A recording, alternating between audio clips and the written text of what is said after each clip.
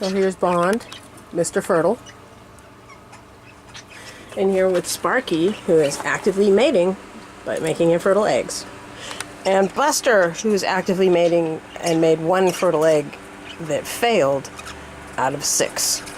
So the question is, why did these 3 pairs all put together? Oh, and then on top of that, there's the Bubba and Haverty in the kitchen completely failing to do anything with their hens, even though they had nest boxes and everything. So my general impression is that this is an off season for the males, just as dead of winter is. Now, let me clarify something. If you get a pair of budgies breeding and you set them up, and when the hen does her auto reset, you don't interrupt it. Instead, you remove the babies with their father and put another male in with her. They'll keep going. And if you're keeping them inside, they'll keep going. So, breeding right on through the winter. But my birds live outside 100% of the time. They're absolutely aware of the seasons and their bodies and, biological clocks. Circadian rhythms are fully attuned. And what I think I'm finding is that high summer is a time of infertility for the males. Except for this guy. What happened there? And I was thoroughly mystified as I was thinking, wow, I'm thrilled that Bond is fertile and he and Breezy have fertile eggs going. But why?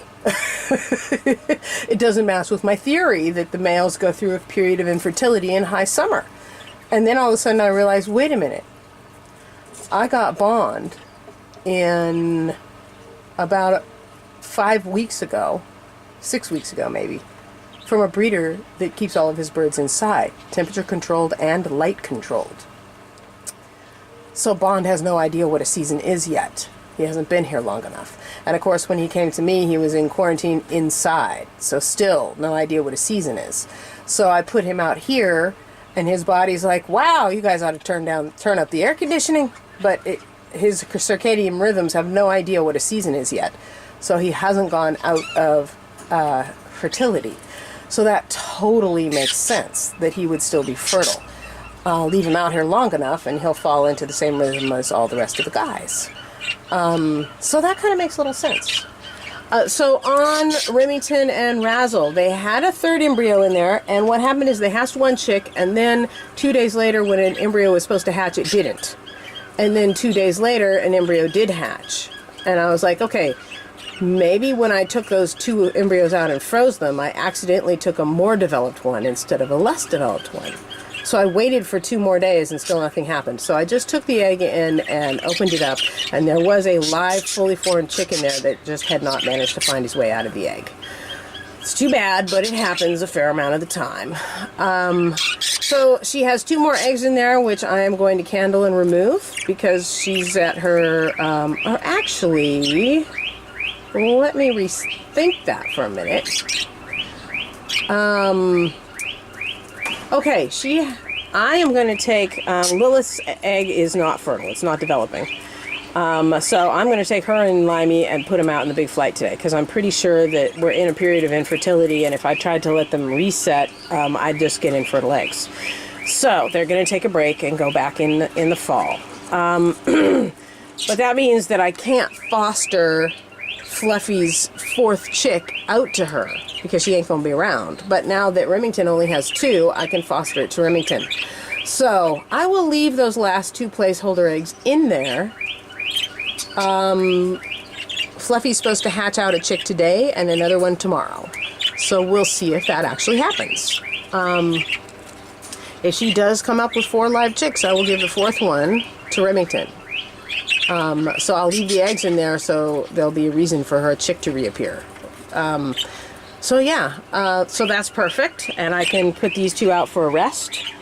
I have taken Kelly off antibiotics. She's been off for a day or so. The bump is slowly but surely shrinking. But I'm going to take her and put her out in the big flight. She has normal activity. She's eating normally. She's not acting like this is bothering her at all. And I figure the exercise and activity and stuff in the big flight will help her body, will stimulate her body to continue to clear things. As far as I know,